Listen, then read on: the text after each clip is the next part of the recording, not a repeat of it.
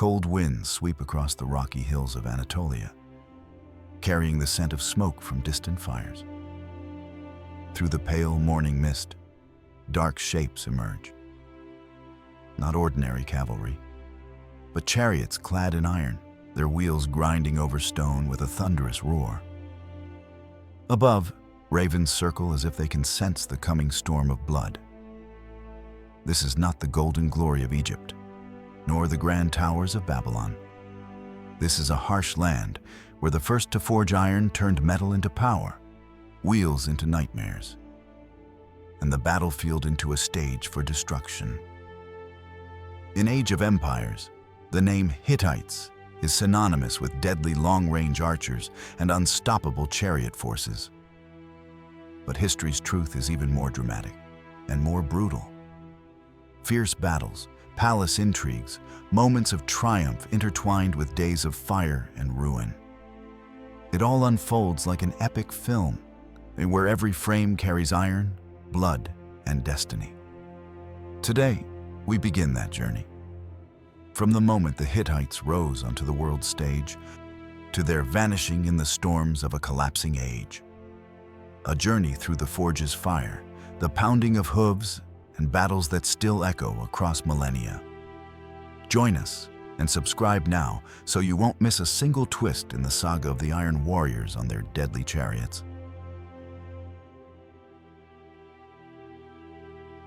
The cold dawn settles over the Anatolian highlands like a silent omen. Wisps of fog cling to the jagged slopes, curling around the dark silhouettes of pine and rock. Somewhere in the distance, the rhythmic beat of hooves shatters the stillness.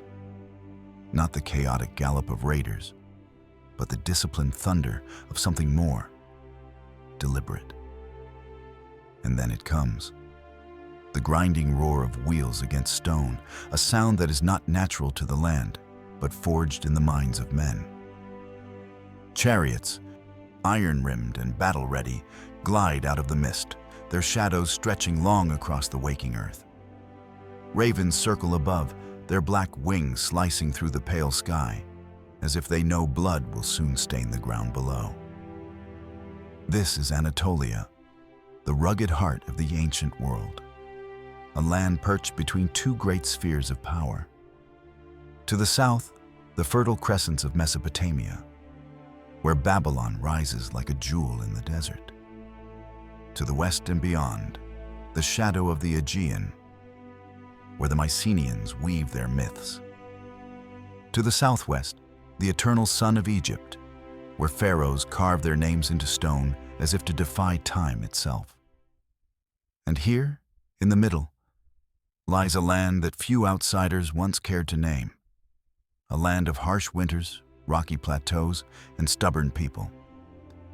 In the 17th century BCE, this land was still a patchwork of city-states and tribes, loosely connected, often at odds.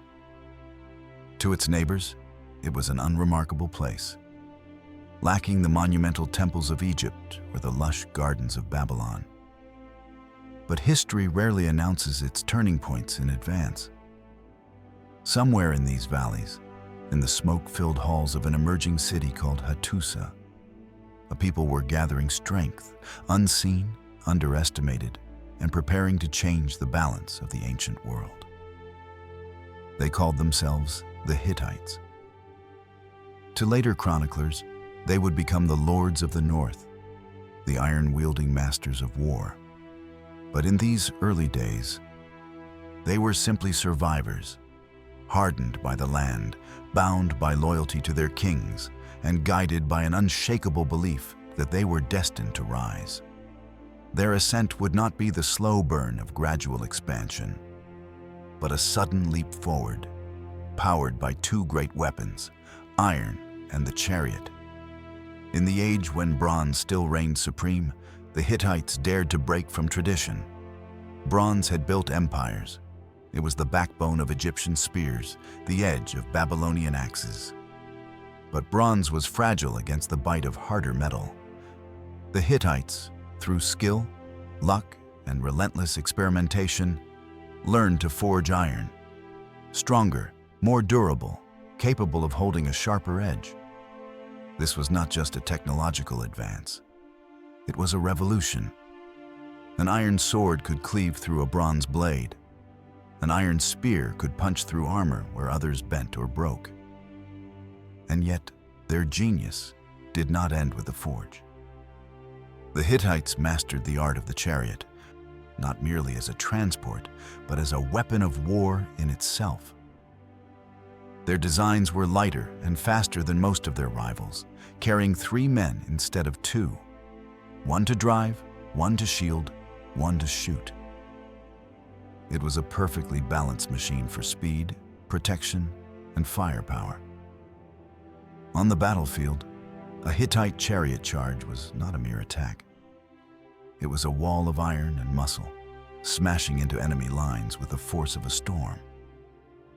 For those who have played Age of Empires, the idea of the Hittites' long-range dominance might feel familiar.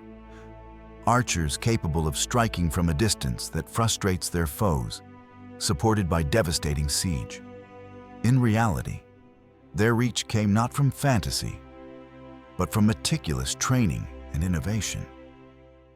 Their chariot archers could release arrows in volleys while moving, striking fast, retreating faster, and circling back for the kill. But what made them truly dangerous was not just their weapons. It was their discipline. The Hittite army moved like a single organism. Commands flowed through ranks like a pulse. Soldiers trained not only for skill, but for unity. In a time when many armies were loose gatherings of warriors bound by temporary loyalty, the Hittites fought as one, loyal to their king and their God-given cause. The rise of the Hittites was not without resistance. To the south, the Hurrians of Mitanni watched with wary eyes. To the west, Mycenaean traders and raiders began testing the Anatolian coasts. To the southwest, Egypt remained the immovable mountain of the ancient world, its armies vast, its chariots golden, its pharaohs unafraid of war. Yet one by one, these powers would feel the weight of Hittite ambition. From their capital in Hattusa, built high on a plateau and encircled by massive stone walls, the kings of the Hittites began to weave a network of alliances, vassal states, and conquered territories. They did not spread recklessly. They struck when the time was right, absorbing rivals into their orbit, binding them with treaties and oaths sworn before the gods. And when diplomacy failed, their iron and chariots spoke in the language of war. Still, in these early years, the Hittites were not yet the undisputed masters of the Near East. Their rise was a story still being written, each chapter edged with risk and uncertainty.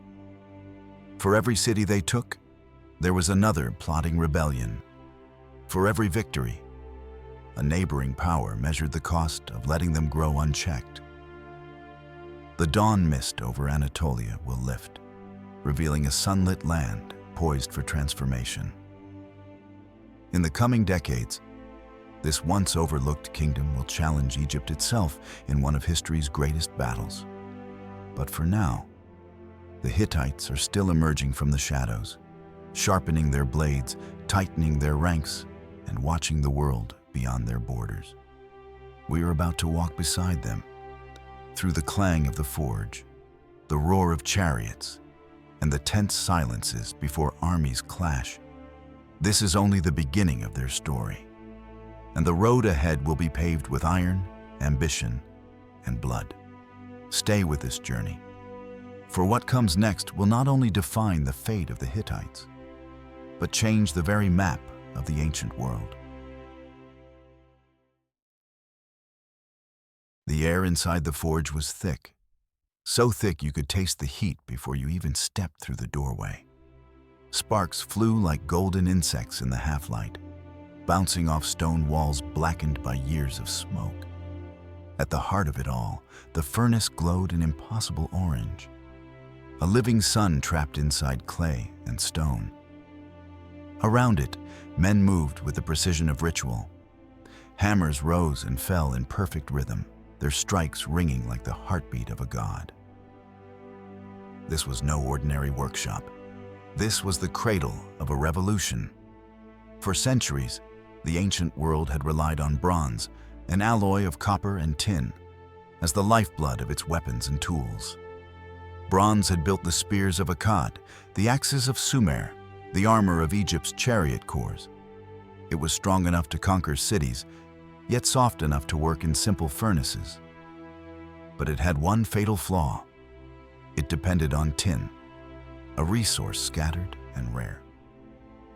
Without it, bronze could not be made. Entire empires rose and fell on the flow of this precious metal. The Hittites broke the chain.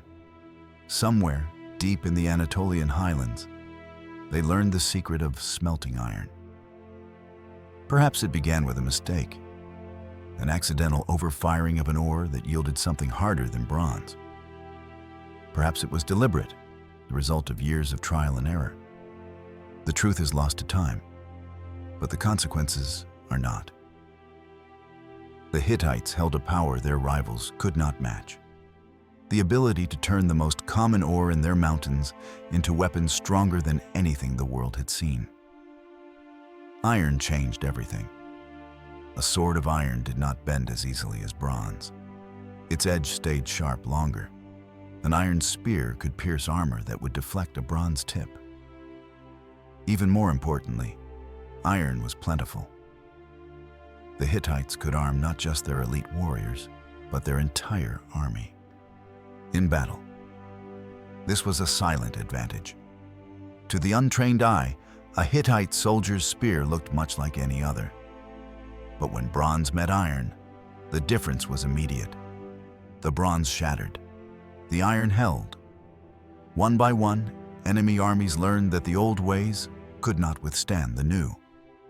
And yet, the Hittites did not flaunt their secret. They guarded it with the jealousy of kings.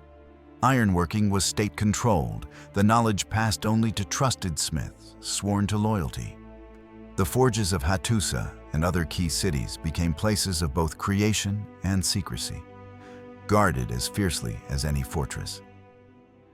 To leak the process of iron smelting was treason, punishable by death. Inside these forges, the scene was almost cinematic. The hiss of molten metal being poured into molds, the sharp tang of burning charcoal, the rhythmic chant of hammers on anvils. It was both work and ceremony. Faces, smeared with soot and sweat, glowed in the firelight, eyes fixed on their task. Each weapon was not just a tool of war. It was a symbol of Hittite mastery over nature itself.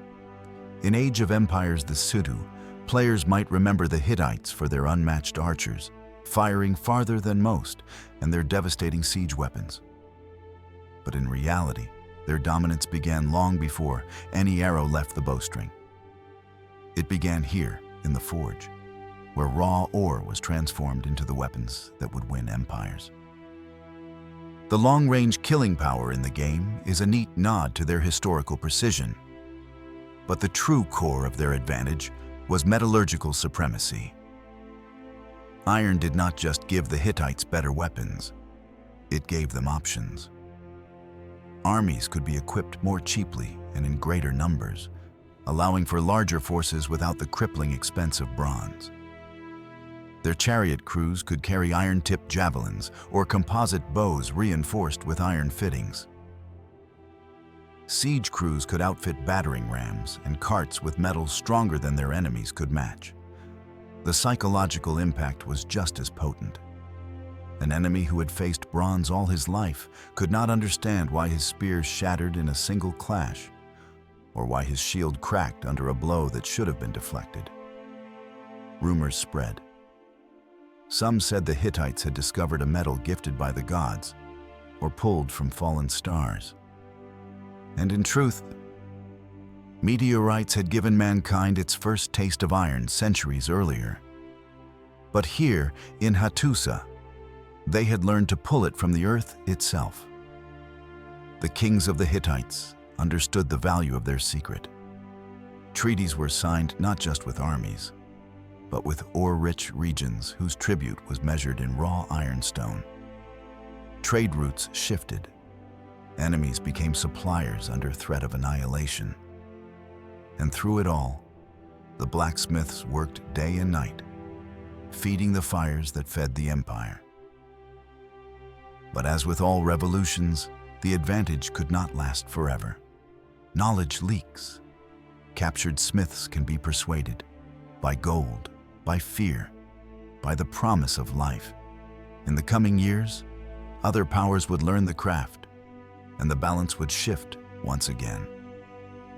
For now, though, the Hittites stood alone at the cutting edge of technology.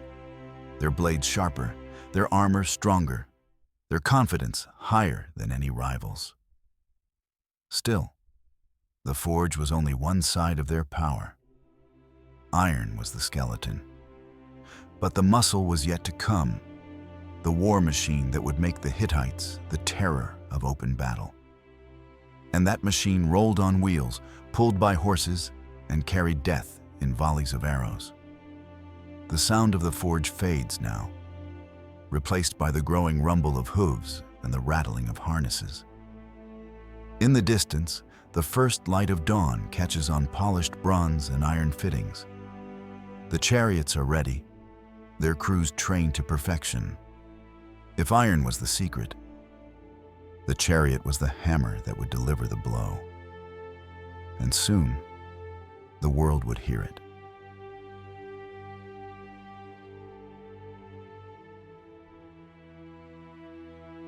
The ground trembles before you hear them. At first, it's just a faint vibration beneath your feet, like distant thunder. Then the sound grows.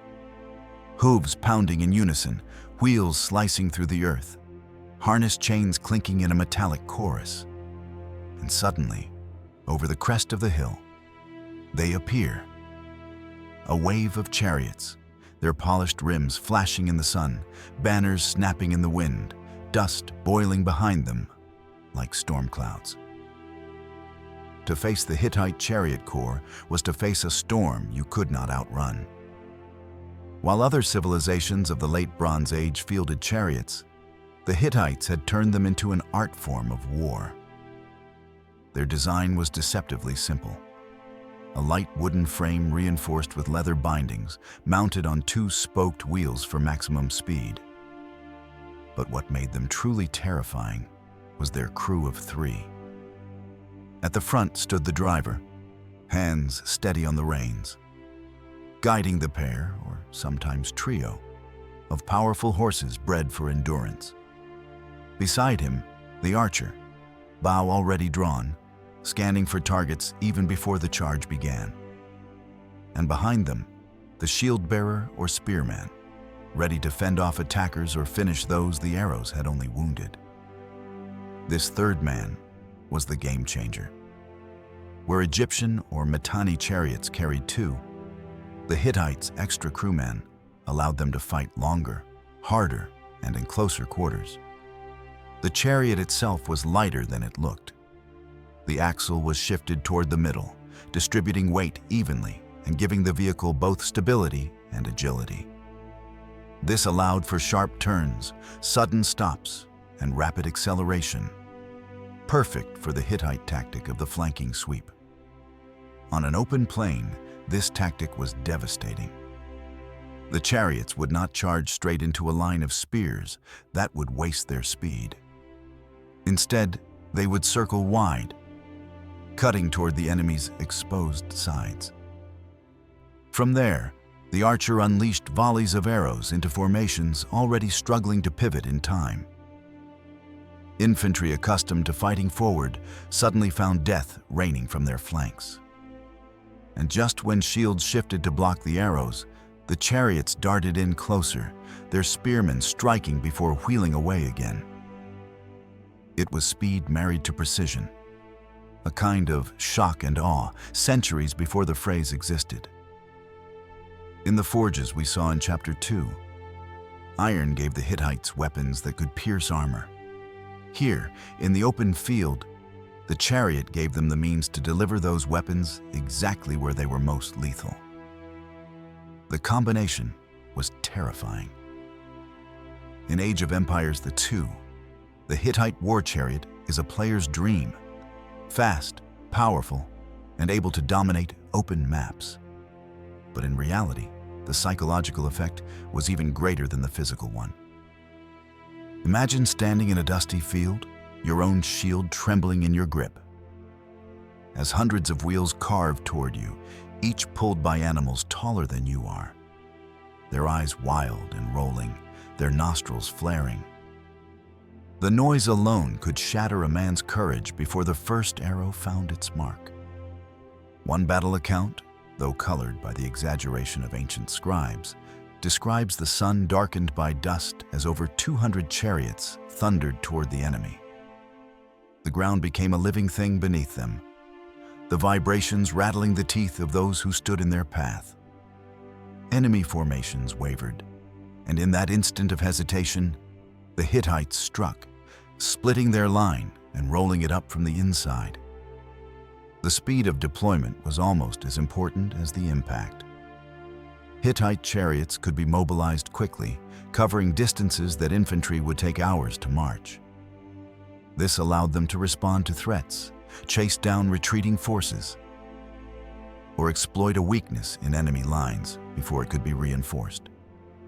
In campaign after campaign, they became the hammer to the infantry's anvil, crushing resistance with sudden, decisive blows. Yet the chariot was not invincible. Rough terrain could bog them down. Narrow passes stripped away their mobility. The Hittites knew this and chose their battlefields with care. Plains and open valleys were their hunting grounds, places where horses could stretch their legs and wheels could spin without hindrance. It was here, under the wide Anatolian sky or the open Syrian steppe, that they became nightmares. From a distance, the sight of them could be mesmerizing. Rows of disciplined crews, armor gleaming, bows raised in perfect unison. Up close, it was chaos. Splintering shields, cries of the wounded, horses screaming as they barreled through the melee. The charioteers themselves were the elite of the Hittite military, trained for years not just in weaponry, but in the subtle dance of driving, shooting, and fighting all at once. And like all great weapons, they were symbols as much as tools. The chariot was the throne of the battlefield king, a moving platform from which a commander could be seen and feared. In diplomacy, to display a line of chariots before a rival's emissary was to send a message.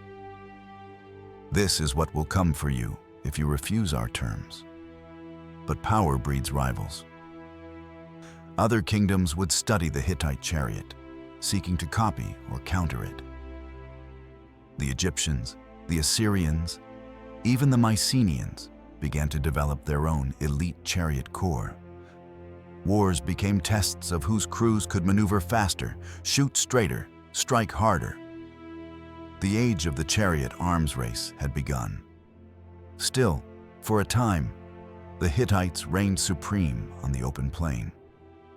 Their chariots were not just weapons. They were moving embodiments of a military philosophy.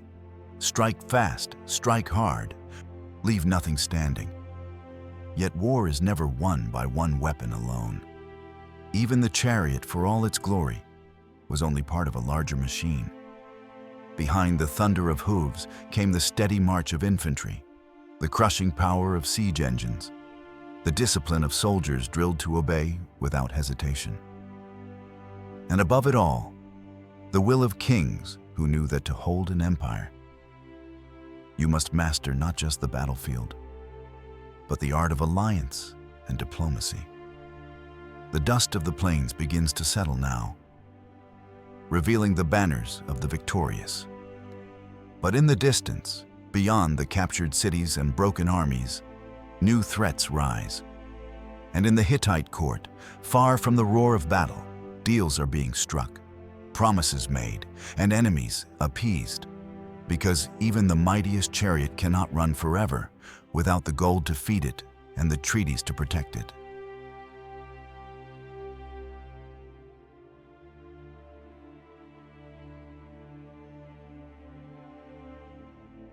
The morning sun crept over the jagged hills of Anatolia, pouring its molten gold onto the walls of Hattusa.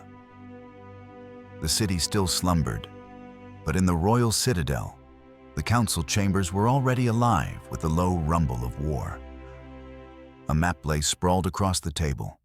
Lines of rivers, dots for cities, and arrows stretching far beyond Hittite lands. At the head of the table stood Suppiluliuma the Firm, broad-shouldered, eyes like tempered steel, and a mind sharpened by decades of conflict. He was not the kind of king who inherited a peaceful throne. He was the kind of king who carved his throne from the bones of his enemies. And under his rule, the Hittites would cease to be a regional power. They would become an empire. When Suppiluliuma ascended the throne in the late 14th century BCE, the Near East was a chessboard of competing kingdoms, Egypt to the south, the Mitanni to the east, and restless city-states in Syria caught between them. Most rulers played cautiously, fearing the wrath of greater powers, but not Suppiluliuma. From the very beginning, he set his eyes beyond Anatolia. His strategy was not mere conquest, it was dominance. First, he secured his northern borders, making sure no rival tribe could strike at his heartland. Then, with his armies honed and his generals loyal, he turned south toward Syria. The march into Syria was swift and relentless. Town after town fell to the Hittite war machine. The clash of bronze against iron echoed in narrow streets as soldiers stormed city gates. Some cities resisted, fighting until their walls ran red. Others surrendered before the first arrow was loosed, knowing the fate that awaited those who defied the kings of Hattusa. Suppiluliuma understood the power of both fear and diplomacy. When a city submitted without bloodshed, its rulers were allowed to remain, though now as vassals under the shadow of Hittite authority. Tribute flowed into Hattusa, grain, gold, and warriors ready to fight in the king's future campaigns. For those who resisted, their walls were torn down, their people enslaved, and their names erased from official records. The message was clear. Loyalty would be rewarded, but defiance would be annihilated. But Syria was not an empty field for the taking. It was the prize contested by two great powers, the Mitanni to the northeast and Egypt to the southwest. The Hittites now found themselves walking the razor's edge of diplomacy and war. The Mitanni, already weakened by internal strife, tried to resist, but Suppiluliuma's armies were too well drilled, his commanders too precise. With iron weapons, disciplined infantry, and his elite chariot corps, the Hittites crushed Mitanni resistance and absorbed much of their territory. Egypt, however, was a different matter. The pharaohs had long considered Syria part of their sphere of influence. Armies and envoys moved like pieces on a board, alliances made, treaties signed, and when words failed, spears were thrown. One of the most dramatic episodes came not on the battlefield, but through a desperate letter. After the death of Pharaoh Tutankhamun, the Egyptian queen, left without an heir, sent a plea to Suppiluliuma himself. "Send me one of your sons, and he would become pharaoh." It was a dangerous offer, one that could have bound the Hittites and Egypt in a powerful alliance, or plunged them into war. Suppiluliuma agreed, but before his son could arrive, the Egyptians betrayed the deal, and the young prince was killed. The insult could not be forgiven. War became inevitable. Suppiluliuma was not only a warrior, he was a master strategist. He understood that an empire could not survive on the sword alone. Roads had to be built, trade secured, and loyalty maintained through calculated generosity and calculated cruelty. His reign blurred the lines between king and general. He would lead campaigns personally, riding at the head of his chariot corps, his presence a rallying cry to his soldiers. To see Suppiluliuma on the battlefield was to believe victory inevitable. In truth, this is where the game age of empires, the Seku, gives the Hittites a romanticized touch. In-game, they are remembered for their unmatched archers and powerful siege weapons. But in reality, the core of their military dominance came from leadership like Suppiluliuma's, who could weld iron, diplomacy, and sheer willpower into one unstoppable force. Yet power always casts a shadow. The farther the empire stretched, the more enemies it made. Egypt plotted, the remnants of Mitanni whispered rebellion, and the Assyrians in the east began to stir. Even within the court of Hattusa, rivals waited for the king to falter. Suppiluliuma had built an empire of iron, but empires are not immortal. And though he would win many victories, his reign carried the seeds of future peril. As the sun set over Hattusa, the king stood on the palace balcony, looking out over the city he had made the beating heart of the Near East. Drums rolled in the distance, announcing another army ready to march. War was no longer a choice. It was the rhythm of the empire. But beyond the horizon, new threats gathered. Plagues, treachery, and enemies who would not rest until the Hittites were dust. The age of warrior kings was glorious. But glory, as history would prove, comes at a price. And that price will become painfully clear in the next chapter.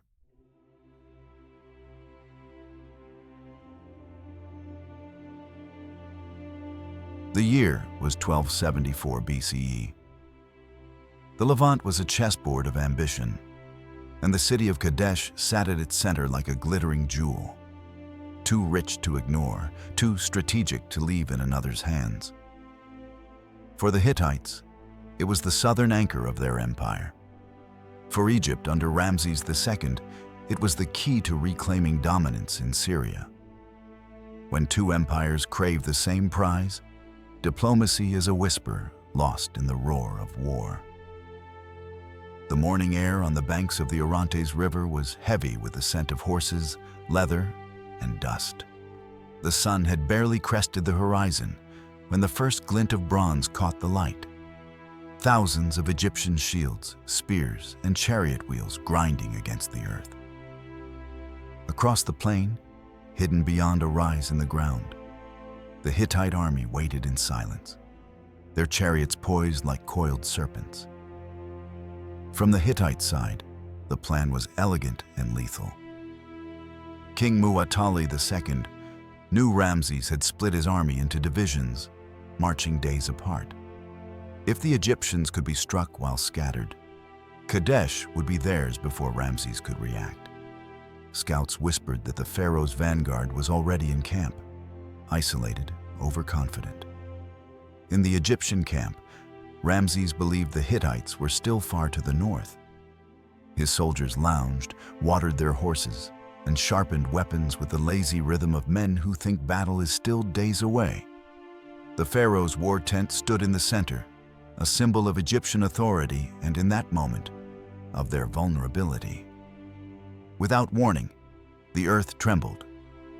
From beyond the ridge, 2,500 Hittite chariots erupted in a wave of speed and steel, wheels spinning, horses screaming, dust rising in a blinding cloud. At their head, Hittite nobles leaned forward with spears and bows, the iron tips catching the morning sun. The chariot crews, 3 men each, 1 driver, 1 shield bearer, 1 archer, were the finest in the world, honed for this moment. They slammed into the Egyptian vanguard like a thunderclap. The camp dissolved into chaos. Tents collapsed, horses bolted, soldiers scrambled to form ranks, only to be cut down by arrows and trampled under chariot wheels. From the Hittite perspective, victory seemed certain. The enemy was reeling, the camp already half overrun. Muwatalli's main infantry force was ready to follow, and soon Kadesh would be his. But Ramses II was not a man to die quietly. Rallying his personal guard, He mounted his own chariot and charged directly into the maelstrom. Egyptian scribes would later inscribe his deeds in glowing terms, how he cut through the enemy like a falcon among pigeons, his bow never missing, his presence turning panic into defiance. Reinforcements from the 2nd Egyptian Division, marching hard under the midday sun, began arriving. The Hittite chariots, spread thin after their initial assault, now found themselves the hunted. Egyptian spearmen formed deadly hedgehog lines, impaling horses and flipping chariots. The plain became a nightmare. Screams, the crash of wood, the sickening sound of steel on flesh. Dust and blood choked the air. Neither side could claim a decisive advantage, and by the day's end, both armies withdrew, battered and bloodied. Historians would later call Kadesh a draw, though each side proclaimed victory in their own records. For the Hittites, they had held the city. For the Egyptians, Ramses had survived the ambush and driven the enemy from his camp. The truth lay somewhere in between. Both empires had tested the other's strength, and neither had been able to break it.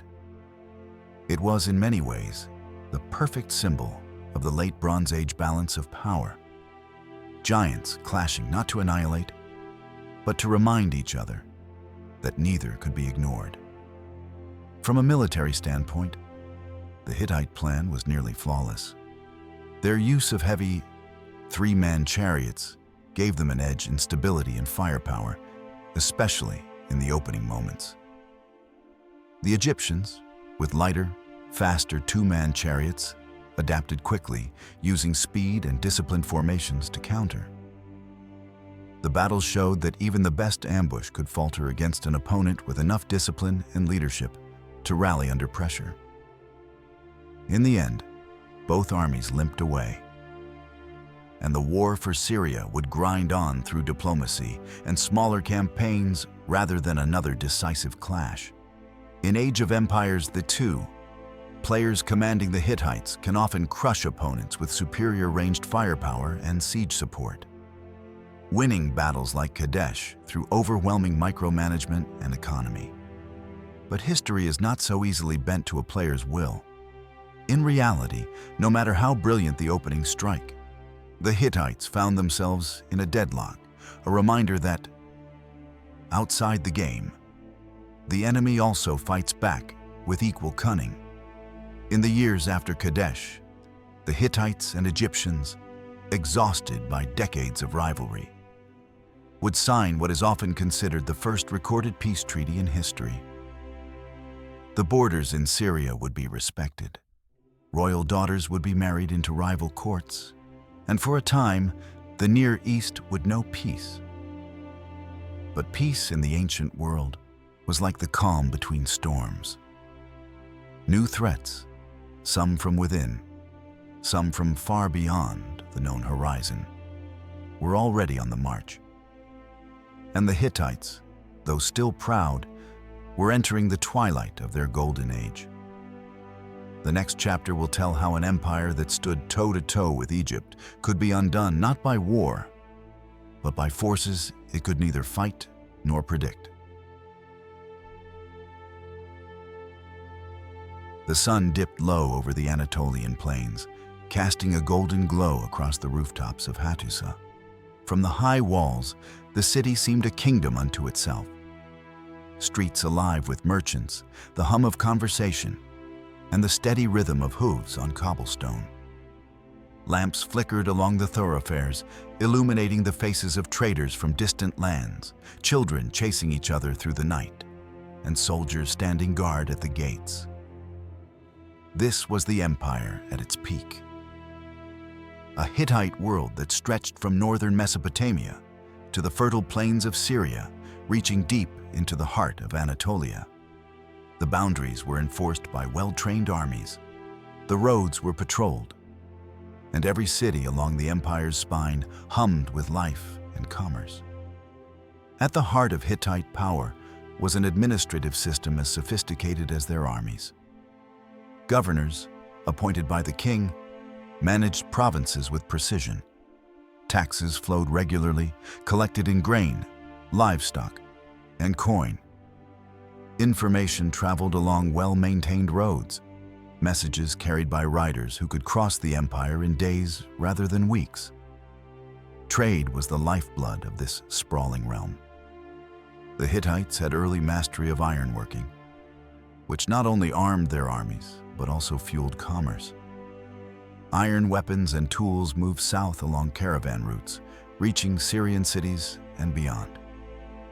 Horses, prized for speed and stamina, were bred in Anatolia and sent to kings and generals across the region.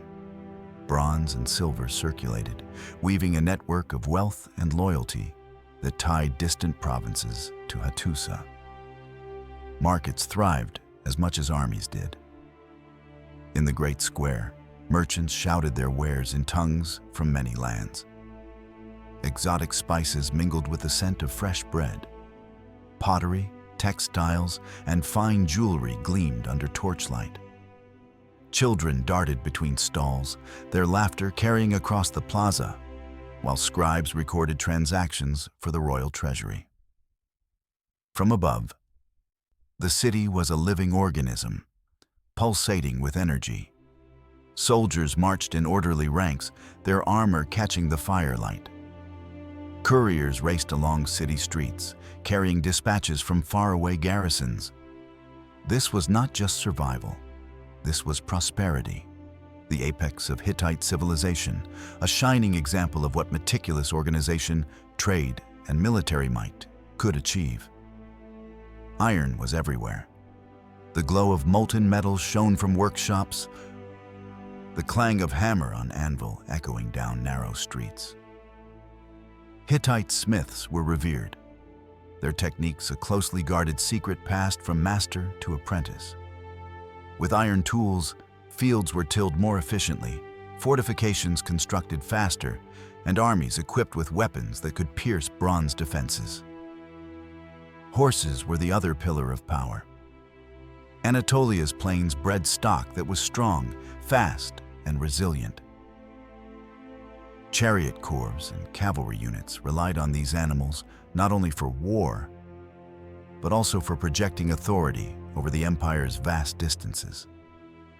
Merchants traded horses along the same roads used for iron and grain, ensuring that wealth and mobility moved together, reinforcing the Hittite grip on power. In the evening, the city came alive, with light and laughter.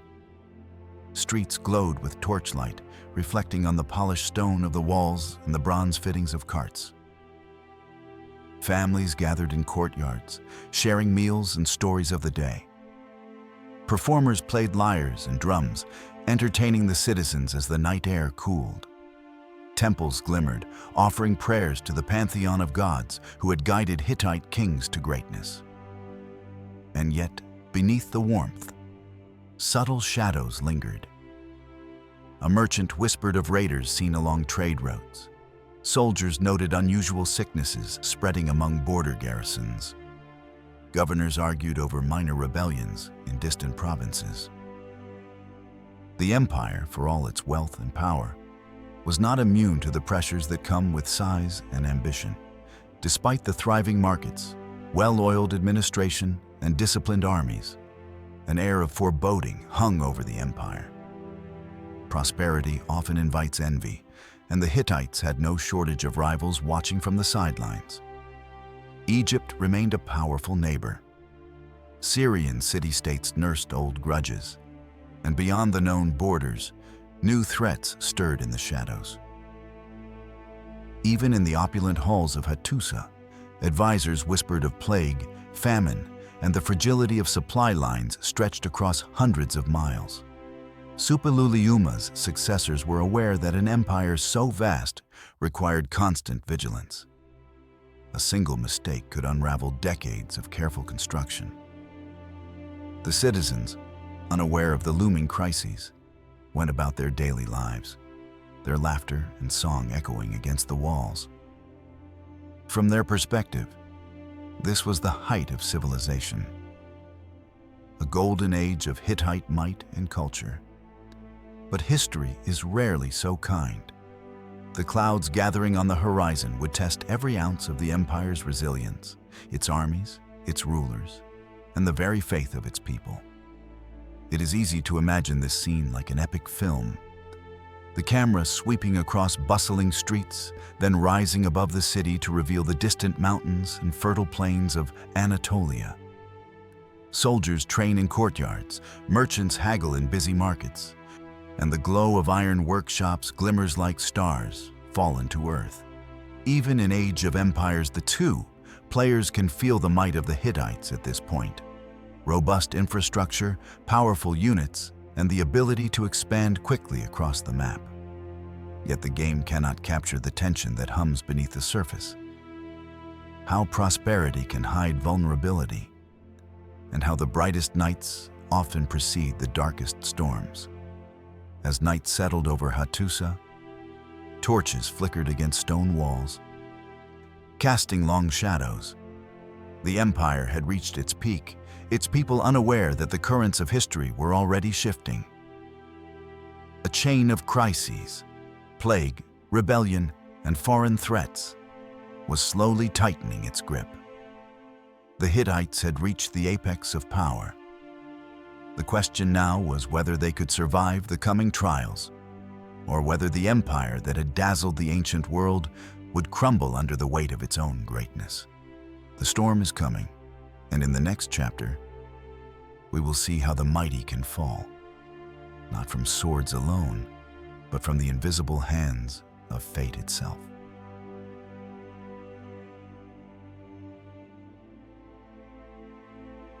The once vibrant streets of Hattusa were quieter now. Torches flickered in the evening wind, casting long, uneven shadows across the stone walls. The hum of commerce that had defined the empire's golden age was muted, replaced by whispers of suspicion, fear, and unrest. The apex of power, it seemed, had also revealed its first vulnerabilities. The throne of the Hittites, once held with the iron certainty of Suppiluliuma I, now became a source of contention. After his death, succession disputes tore at the heart of the empire. Princes vied for power, their supporters plotting in shadowed corridors and palace chambers. Governors of distant provinces, once loyal, began asserting more autonomy, testing the limits of their king's authority. Rebellion was not always open. Some vassal rulers simply withheld tribute or ignored royal orders. Others raised banners of defiance, declaring themselves kings in miniature. Soldiers who had once marched in perfect formation now hesitated, unsure which banner to follow. Loyalty, the invisible thread that had held the empire together, began to fray. The farther from Hattusa, the weaker the king's influence. In Syria, towns that had once bowed swiftly to Hittite authority began ignoring garrison troops. In the north, Mesopotamian cities tested the limits of obedience, exploiting the cracks in administration.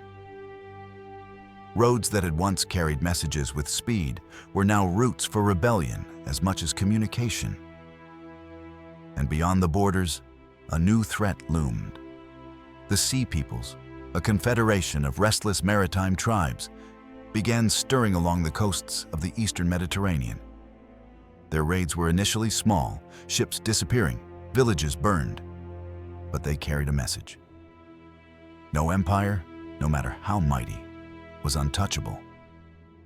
The Hittite military, once a cohesive force capable of overwhelming armies on open plains, was now stretched thin. Chariot units that had dazzled at Kadesh were scattered across provinces, garrisoning cities and quelling uprisings. Infantry and archers, vital for suppressing internal unrest, were increasingly consumed by internal security rather than foreign conquest. This was the beginning of the imperial paradox. The more you extend your reach, the harder it is to maintain control. Every province that slipped from authority weakened the empire's central power, creating a cascade of vulnerability that would accelerate with each passing year. It is difficult not to see history mirrored in modern strategy games. In Age of Empires the Situ, a player who loses a key army or allows frontier cities to rebel can watch their empire collapse almost overnight. In reality, the Hittites faced exactly the same problem. A single rebellion in Syria, compounded by unrest in Anatolia and Mesopotamia, could ripple back to Hattusa, undermining trade, morale, and the loyalty of governors. The comparison is more than metaphorical. In both game and life, central authority depends on the careful balance of military strength, resource allocation, and political control.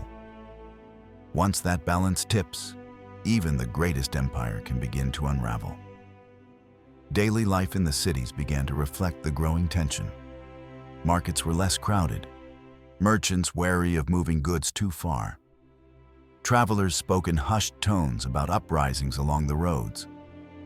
Even soldiers, hardened by campaigns against Egypt and Mitanni, walked with eyes darting toward the horizon, anticipating ambushes from enemies both known and unseen. Families felt the subtle weight of instability. Children played near walls that once felt like shields but now seemed fragile. Courtyards, once alive with music and laughter, echoed with the murmurs of anxious conversation. Temples were crowded, prayers more urgent than ever. Gods were invoked to preserve order, protect kings, and fend off the unknown forces gathering at the empire's edges. Every rebellion, every lost city, every frustrated governor was a microcosm of what was happening across the empire. Hattusa's strength no longer guaranteed compliance. Instead, it inspired calculation. Provinces plotted, armies hesitated, and the central government was forced into reactive measures. Strategy became defensive. Innovation slowed, and the vitality that had carried the Hittites to greatness began to wane. Even elite soldiers whispered among themselves, remembering campaigns in Syria and the north. They had fought against Egypt's chariots, the Mitanni's infantry, and rebellious city-states. But these new threats were different. They were unpredictable, spread thin, and not confined to open battlefields. As autumn winds swept across the Anatolian plateau, the first cracks in the Hittite Empire deepened. The crown was contested, the provinces restless, and the horizon darkened with threats from the sea peoples and other external enemies. The empire's peak had passed, and now it faced the slow, insidious unraveling that comes not with a single catastrophe, but with the accumulation of countless small failures. Even in the capital, the signs were visible. Couriers returned late, shipments of iron delayed, and whispers of conspiracies filled the palace corridors. The glory of Hattusa still shone in torchlight, but the light was dimming, flickering against the shadows of uncertainty. The Hittite Empire had survived generations of conquest and expansion, but it was beginning to fracture from within. The next chapter would reveal how internal conflict, coupled with external pressure, would set the stage for the empire's slow descent, testing the resilience of kings, soldiers, and civilians alike. The drums of war were no longer distant. They were coming closer, echoing across a land that had once known nothing but triumph.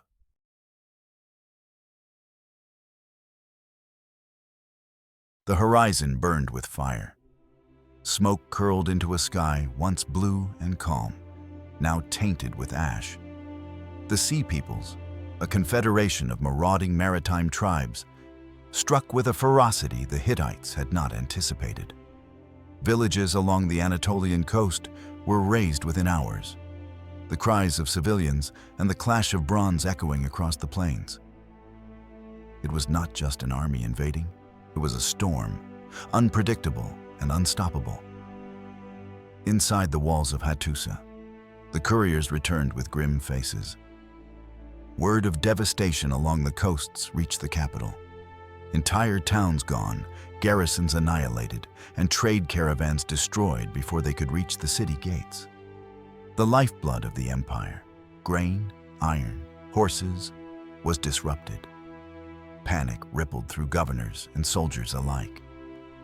The blows from the sea peoples were compounded by forces the Hittites could not control. Years of unpredictable rainfall and harsh winters had devastated crops across Anatolia and northern Syria. Grain stores, once overflowing, were depleted faster than they could be replenished. Hunger stalked the provinces, weakening both civilians and armies. In villages and towns, people huddled around meager fires, praying for rain, for fertile soil, for deliverance from the chaos. The once thriving marketplaces of Hattusa now saw only the anxious, the hungry, and the fearful. Merchants whispered of famine spreading from the southern plains to the northern highlands. The empire's carefully woven network of supply lines was unraveling.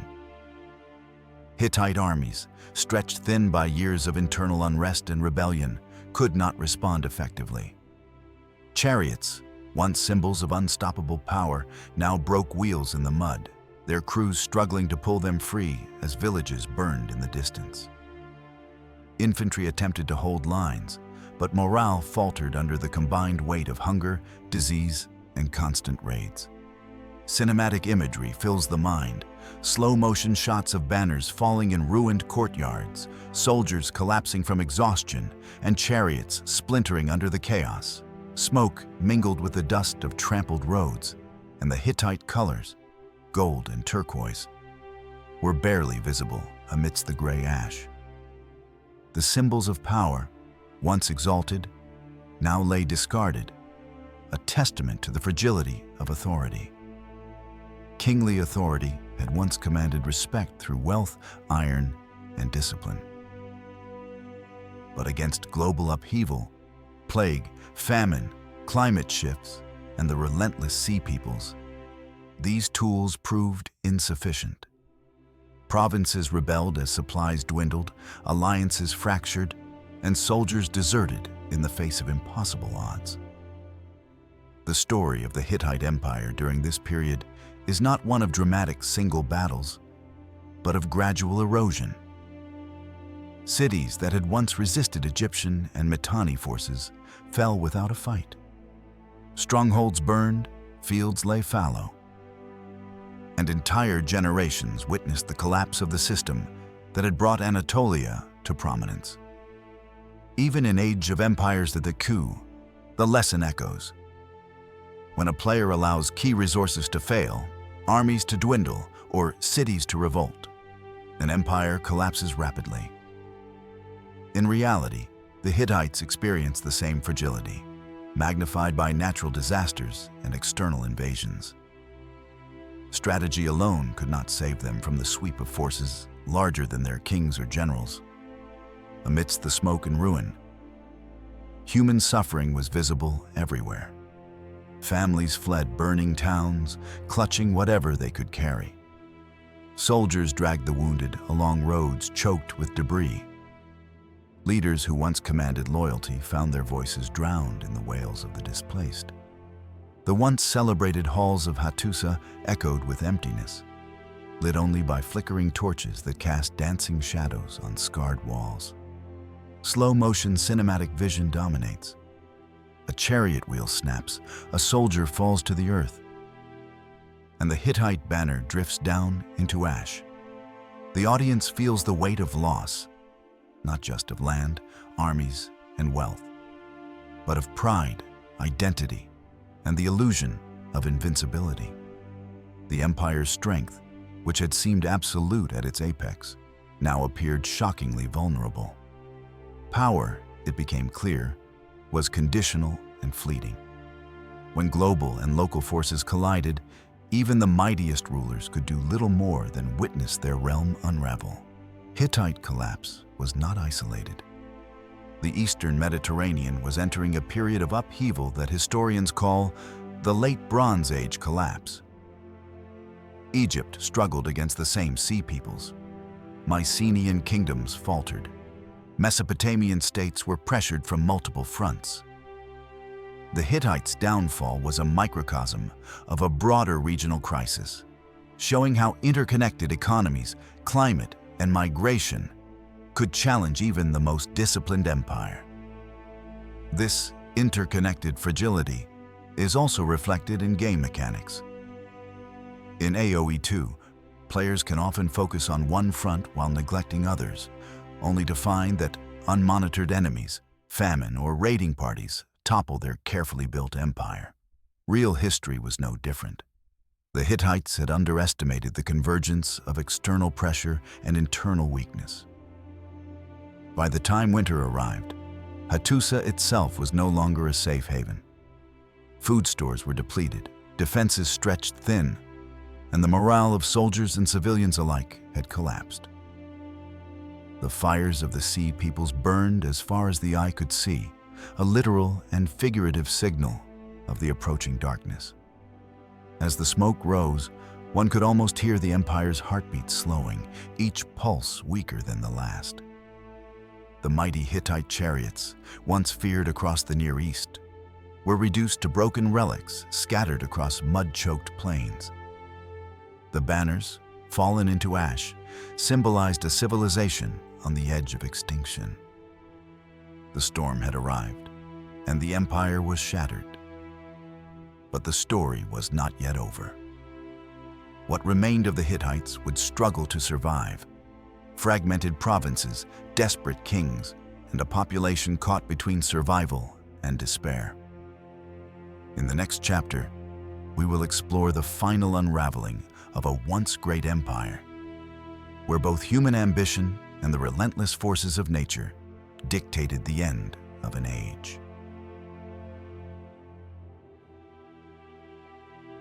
The ruins of Hattusa lay silent under the Anatolian sun.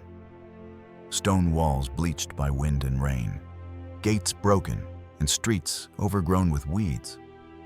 Where once the clatter of chariot wheels and the murmur of bustling markets had filled the air, now there was only the quiet hum of nature reclaiming the land. Yet, though the Hittites had vanished as a political power, their echoes were everywhere, carried forward in metal, strategy, and culture.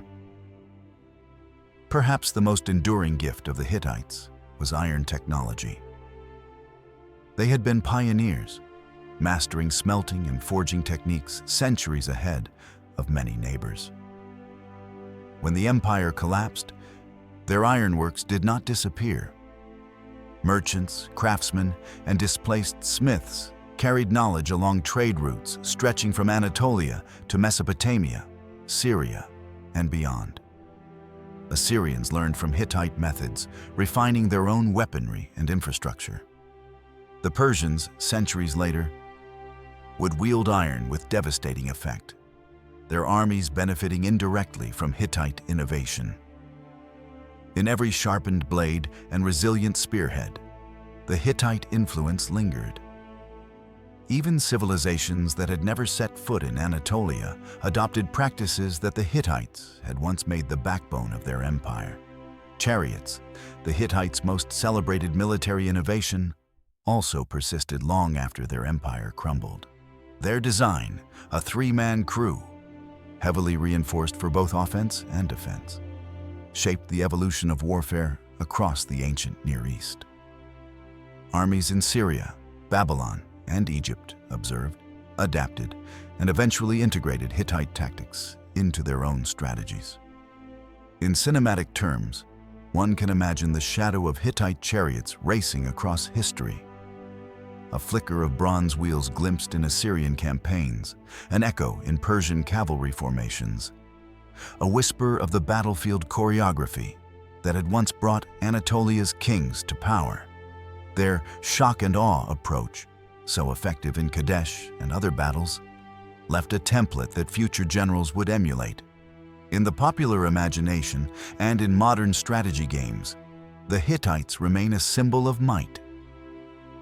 In Age of Empires the Discusu, they are celebrated for their long-range archers, powerful siege support, and unstoppable chariot corps.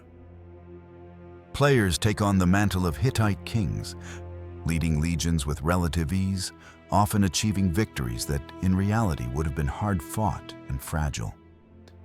Yet beyond the game's mechanics lies the true legacy. The Hittites were not merely a military force. They were innovators who opened the way to a new age of iron, mobility, and strategic thinking. Their disappearance as a centralized empire does not erase their influence. Instead, it amplifies it, spreading ideas that shaped generations of rulers and soldiers long after the last Hittite king fell. The Hittites also left subtle traces in governance, diplomacy, and law. Their treaties, sometimes considered the earliest surviving examples of formal international agreements, became a reference point for future diplomacy. Kings learned that alliances, marriages, and carefully negotiated treaties could achieve what swords alone could not. Administrative practices, from taxation to provincial oversight, were mirrored in successor states. Roads maintained for trade and communication under Hittite authority became arteries of commerce for the next empires. The cities they built, though abandoned or repurposed, provided architectural templates that influenced regional construction and urban planning. Even language carried hints of their presence. Cuneiform tablets preserved economic transactions, treaties, and historical accounts. Scholars centuries later would uncover these texts, revealing not just the rise and fall of a people, but the careful, meticulous machinery that had kept an empire running for generations. One can picture this legacy through the lens of film. A slow pan over crumbling walls, faded banners flapping in the wind, and the silhouettes of chariots racing across plains long abandoned. Merchants travel distant roads, spreading iron tools and knowledge, while armies in far-off lands adopt strategies first honed in Anatolia. This cinematic imagery evokes both loss and continuity. The empire has ended, yet its innovations, tactics, and vision live on. The Hittites vanish as rulers, but endure as architects of the technological and military evolution of the ancient Near East. The story of the Hittites is a reminder that power is both ephemeral and lasting. Cities crumble, kings die, armies scatter, but ideas, innovation, and cultural influence persist. The Hittites' mastery of iron and chariot warfare, their diplomatic ingenuity, and their administrative sophistication became part of the DNA of subsequent civilizations, ensuring that even in defeat, they had reshaped history. For modern players of strategy games, Hittites may appear as a powerful civilization, easy to dominate in skilled hands. But history teaches a more nuanced truth. The Hittites' greatness lay not in a single battle or city, but in their ability to pioneer technologies and tactics that defined an era. They were the pathfinders of an Iron Age, the architects of military strategy, and the whisperers of lessons carried forward through centuries. The Hittites are gone, but the story is not finished. The empire's collapse, its innovations, and its legacy all point to one central truth. Civilizations leave marks far beyond their lifespan. In the next and final chapter, we will explore the ultimate fall and the enduring memory of the Hittites, a civilization that reshaped the ancient world and became a legend in both history and imagination.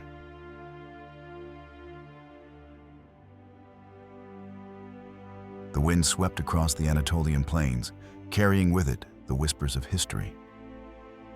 In the distance, a lone chariot wheel, once polished bronze and feared by kings and armies, lay half buried in grass, moss crawling over its spokes. It was still, silent, a monument not to victory, but to the impermanence of even the mightiest empires. The Hittites, who had once commanded vast armies, forged iron weapons, and dictated terms to Egypt and Babylon, were gone. Yet in their silence, they spoke louder than ever. Throughout their rise and fall, the Hittites demonstrated a lesson that transcends bronze and iron.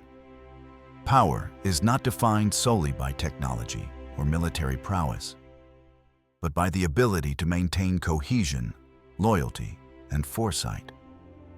Their mastery of iron, chariot warfare, and administration brought them unparalleled success. Heavy three-man chariots trampled their enemies. Iron swords cut through bronze armor. Roads carried wealth and troops with precision. But even these monumental achievements could not protect against internal strife, famine, rebellion, and the shifting tides of global forces. History shows that an empire can rise quickly on innovation and conquest, but survival requires more than brilliance in battle. It demands unity among rulers, administrators, and citizens alike, and the capacity to adapt to forces beyond one's control. The Hittites' brilliance lit the Near East like a beacon, but the cracks in that brilliance ultimately became their undoing. The image is cinematic. A wide shot across rolling hills, wind ruffling the grass, the chariot wheel at center frame, standing as both relic and warning. One can almost hear the echo of hooves, the clash of bronze, and the chants of kings, long vanished but remembered. The wheel reminds us that empires are fleeting, their grandeur measured not in monuments alone, but in the enduring lessons they leave behind. This wheel, forgotten by soldiers and civilians alike, is a metaphor for the Hittite Empire. Once in motion, a force to be reckoned with. Now motionless, yet still teaching those who come after.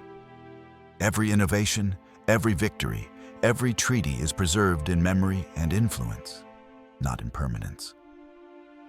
The Hittites may have disappeared politically, but they shaped the trajectory of civilizations that followed. From Assyria to Persia, the iron forging techniques pioneered by the Hittites spread, enhancing the military capabilities of countless armies. Their chariot tactics informed battles for centuries, echoing in the campaigns of distant rulers. Even in the world of Age of Empires, the Sioux, Hittites remain legendary. Their units embody the idea of range, power, and mobility. Players feel the thrill of commanding them, yet the game can only hint at the broader lesson. The true strength of the Hittites lay in the ideas and structures they left behind, not merely in temporary battlefield dominance. Through their treaties and diplomatic efforts, the Hittites also influenced the ways rulers negotiated and balanced power. Their empire may have faltered under pressure, but its lessons in governance, military innovation, and adaptation survived, proving that influence does not end with conquest. Power, as the Hittites demonstrate, is fragile. Wealth, armies, and cities are impressive, but without cohesion and foresight, they are vulnerable. The chariot wheel, overgrown with moss, serves as a quiet reminder. Even the most advanced tools and greatest victories can fade. What remains is memory, legacy, and the lessons those who follow can glean. The Hittite story encourages us to consider what truly sustains a civilization. Technology and resources are tools, but unity, leadership, and resilience define endurance. The rise and fall of the Hittites is a mirror for any society, ancient or modern, showing how brilliance can be lost without cohesion and adaptability. Picture the final scene. Sunset over the Anatolian plains, the wind moving through grass and crumbling walls, a chariot wheel half buried in moss, birds circling above.